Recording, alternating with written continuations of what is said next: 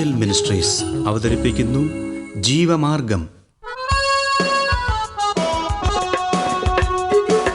സർവലോകവും നേടിയാലും സമ്പത്ത് കുന്നുപോൽ കൂട്ടിയാലും ജുർമിക്കും ലോകത്തിൽ വാഴും. ജീവമാർഗം പ്രോഗ്രാമിലേക്ക് ഏവർക്കും സ്വാഗതം.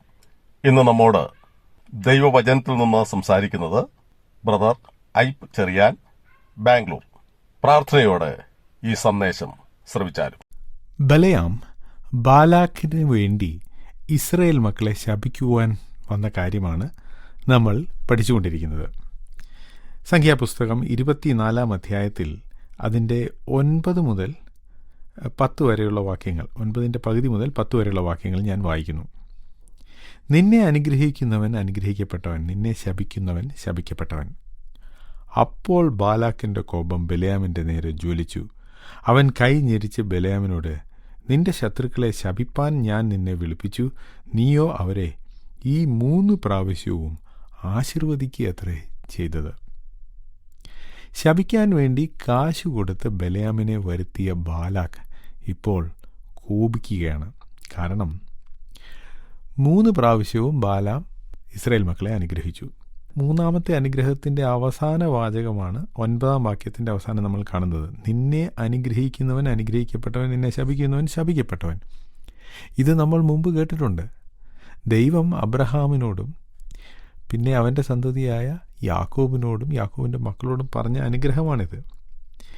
ഇതേ കാര്യം ബലയാം എന്ന ദ്രവ്യാഗ്രഹിയായ കള്ളപ്രവാചകൻ്റെ വായിൽ നിന്നും നാം കേൾക്കുകയാണ്. ഇത് കേട്ടപ്പോൾ ബാലാക്ക് കോപിച്ചു. കാരണം അയാൾ വളരെയധികം പണം മുടക്കിയാണ് ബലയാമിനെ കൊണ്ടുവന്നത്. ശപിക്കുവാൻ വേണ്ടിയാണ് അയാൾ പണം മുടക്കിയത്. ഇത് ഈ ലോകത്തിലുള്ള ആളുകൾ ചെയ്യുന്ന ഒരു കാര്യമാണ്, മറ്റുള്ളവരെ ശപിക്കുക. നമുക്കെന്തെങ്കിലും ദോഷമോ നമ്മെ ഉപദ്രവിക്കുകയോ ഒക്കെ ചെയ്യുമ്പോൾ ആളുകളെ ശപിക്കുവാൻ ദൈവമക്കളായ നമുക്കും ചിലപ്പോൾ തോന്നും. എന്നാൽ പത്രോസ് അപ്പോസ്തലൻ പറയുന്നത് 1 പത്രോസ് 3:9 വാക്യത്തിൽ, ദോഷത്തിന് ദോഷവും ശകാരത്തിന് ശകാരവും പകരം ചെയ്യാതെ നിങ്ങൾ അനുഗ്രഹം അനുഭവിക്കേണ്ടതിന് വിളിക്കപ്പെട്ടതുകൊണ്ട് അനുഗ്രഹിക്കുന്നവരായിരിപ്പിൻ. ഇത് ദൈവമക്കളെക്കുറിച്ചുള്ളൊരു കാര്യമാണ്. ദൈവമക്കൾ ഈ ഭൂമിയിൽ ഭക്തിയോടും ദൈവഭയത്തോടും കൂടി ജീവിക്കുമ്പോൾ ആളുകൾ അവരെ ദ്വേഷിക്കുമെന്ന കാര്യം പുതിയ നിയമത്തിൽ വ്യക്തമായി എഴുതിയിട്ടുണ്ട്. അവർ നിങ്ങളെ ഉപദ്രവിക്കുകയും ചിലപ്പോഴൊക്കെ നിങ്ങളെ ശപിക്കുകയും ചെയ്യും. നമുക്ക് അത്തരം അവസരങ്ങളിൽ സാധാരണയായി തോന്നുന്ന കാര്യം തിരിച്ചവരെ ശപിക്കാം, അവർ നശിച്ചു പോകട്ടെ എന്ന് പ്രാർത്ഥിക്കാം എന്നൊക്കെയാണ്. എന്നാൽ പത്രോസ് അപ്പോസ്തലൻ പറയുന്നത് ശകാരത്തിന് പകരം ശകാരം പകരം ചെയ്യരുത്.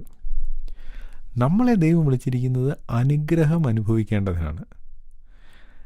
നമ്മൾ അനുഗ്രഹം അനുഭവിക്കാതിരിക്കാൻ തക്കവണ്ണം ആർക്കും നമ്മെ ശപിക്കാനോ പ്രാകാനോ സാധിക്കില്ല.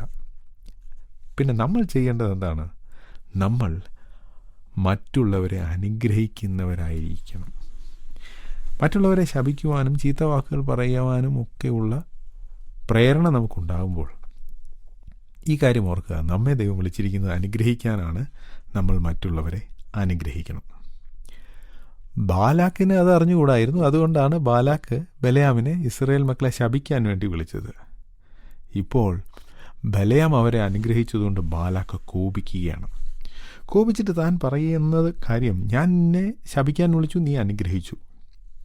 11ാം വാക്യത്തിൽ, ഇപ്പോൾ നിന്റെ സ്ഥലത്തേക്ക് ഓടിപ്പോക, നിന്നെ ഏറ്റവും ബഹുമാനിപ്പാൻ ഞാൻ വിചാരിച്ചിരുന്നു, എന്നാൽ യഹോവ നിനക്ക് ബഹുമാനം മുടക്കിയിരിക്കുന്നു എന്ന് പറഞ്ഞു.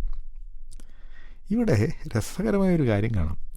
ദൈവത്തിൻ്റെ ആലോചനയ്ക്ക് വിരോധമായിട്ടാണ് ബലയാം പണത്തിന് വേണ്ടിയും ബഹുമാനത്തിന് വേണ്ടിയുമൊക്കെ ബാലാക്കിൻ്റെ അടുക്കൽ പോയത്. എന്നാൽ അവസാനം എന്താ സംഭവിച്ചത്? ബലയാമിന് പണവും ലഭിച്ചില്ല, മാനവും ലഭിച്ചില്ല. ഇതിനാരാണ് കാരണം? ആരാണ് ഉത്തരവാദി? ബലയാം പോകണ്ട എന്ന് ദൈവം ആദ്യം പറഞ്ഞു. അത് കേൾക്കാതെ പോകാൻ ഒരുങ്ങിയതുകൊണ്ട് ദൈവം പറഞ്ഞു, ഓക്കെ നീ പൊക്കോ. പക്ഷേ നീ ഉദ്ദേശിച്ച കാര്യം, നീ എന്താവശ്യത്തിന് വേണ്ടിയാണോ ഈ കാര്യം ചെയ്യാൻ പോകുന്നത്, അത് നടക്കാൻ പോകുന്നില്ല. നീ ബാലാക്കിൻ്റെ അടുത്ത് പോകും, ഇസ്രായേൽ മക്കളെ കാണും, അവരോട് ഞാൻ പറയുന്ന കാര്യങ്ങൾ നീ പറയും. പക്ഷേ ഇതിൻ്റെ അവസാനം ബാലാക്ക് നിന്നെ ബഹുമാനിക്കുകയില്ല. ബാലാക്ക് അവനോട് പറയുന്നത് നീ ഓടി പൊക്കിക്കൊള്ളുക എന്ന് പറഞ്ഞാൽ ഇനി നിന്നെ ഇവിടെ കാണരുതെന്നാണ്. അത്രയധികം ബാലാക്ക് ബലയാമിനെ വെറുത്തുപോയി. ദൈവഹിതപ്രകാരമല്ലാതെ നമ്മൾ ചില കാര്യങ്ങൾ ചെയ്യാൻ പോയാൽ, ചില ബിസിനസ്സുകളിൽ ഏർപ്പെടാൻ പോയാൽ, ആദ്യമൊക്കെ വിജയമാണ്, നേട്ടമാണെന്നൊക്കെ തോന്നുമെങ്കിലും വളരെ വൈഷമ്യം പിടിച്ച ചില സാഹചര്യങ്ങളിൽ നമ്മൾ ചെന്നു ചേരും. ദാവീദിൻ്റെ ജീവിതത്തിൽ അങ്ങനെ ഒരു സംഭവം ഉണ്ടായി. ഞാൻ ഒരു ദിവസം ശൗലിൻ്റെ കയ്യാൽ മരിക്കുകയുള്ളൂ എന്ന് പറഞ്ഞ് ശത്രുപക്ഷത്ത് ചേർന്ന ദാവീദ് ചില മാസങ്ങൾ നല്ല ലാഭം ഉണ്ടാക്കി. എന്നാൽ അവസാനം യുദ്ധത്തിന് പോകാറായപ്പോൾ ഫിലിസ്ത്യർ പറഞ്ഞു, ഈ ഹെബ്രായർ നമ്മോടുകൂടെ എന്തു ചെയ്യുന്നു? അവർ ദാവീദിനെ അപമാനിച്ച് അവിടെ നിന്ന് അയച്ചു കളഞ്ഞു. ദാവീദ് ഒരിക്കലും പോകാൻ പാടില്ലാത്തൊരു സ്ഥലമായിരുന്നു അത്. അടുത്തോടെ അനുവാദം ചോദിക്കാതെ പോയതാണ്. വളരെ നാണം കെട്ട ഒരു അനുഭവം തൻ്റെ ജീവിതത്തിലുണ്ടായി. അതുതന്നെയാണ് ബലയാമിനോട് ഉണ്ടായത്. ദൈവഹിതപ്രകാരമല്ലാതെ ചെന്ന് ഇടപെടുന്ന ചില കാര്യങ്ങൾ അവസാനം നമ്മുടെ നാണക്കേടിനും നഷ്ടത്തിനും കാരണമാകും. ഇവിടെ ബാലാക്ക് പറയുന്നു, എനിക്കിനി നിന്നെ കാണുക പോലും വേണ്ട. അയാൾ പറയുന്ന മറ്റൊരു കാര്യം, നിന്നെ ഏറ്റവും ബഹുമാനിപ്പാൻ ഞാൻ വിചാരിച്ചിരുന്നു, എന്നാൽ യഹോവ നിനക്ക് ബഹുമാനം മുടക്കിയിരിക്കുന്നു. യഹോവ എന്ന പേര് ബാലാമിൻ്റെ വാക്കുകളിൽ നിന്ന് തന്നെയാണ് ബാലാക്ക് കേട്ടത്. ഇപ്പോൾ ബാലാക്ക് വളരെ കൃത്യമായൊരു കാര്യം പറയുന്നു, നിനക്ക് ബഹുമാനം മുടക്കിയത് യഹോവയാണ്. അത് സത്യവുമാണ്. കാരണം ദൈവത്തിൻ്റെ ഹിതപ്രകാരമല്ലാതെ ദൈവജനത്തെ ശപിക്കാൻ പോയ ബലയാം അവന് ലഭിക്കാം എന്ന് പ്രതീക്ഷിച്ചിരുന്ന ആ ബഹുമാനം ഇല്ലാതെയായി. ദൈവമാണ് അത് തടഞ്ഞത്. ഇത് കഴിഞ്ഞിട്ട് ബലയാം മറ്റൊരു കാര്യം കൂടി ചെയ്തു. അതാണ് 4-ാമത്തെ തൻ്റെ സുഭാഷിതം അല്ലെങ്കിൽ പ്രവചനം. അത് 15 മുതലുള്ള വാക്യങ്ങളിൽ നമുക്ക് കാണാം. അതിൻ്റെ തുടക്കമൊക്കെ മറ്റേ സുഭാഷിതം പോലെ തന്നെയാണ്. അതിൽ താൻ പറയുന്ന കാര്യങ്ങൾ വളരെ രസകരമാണ്.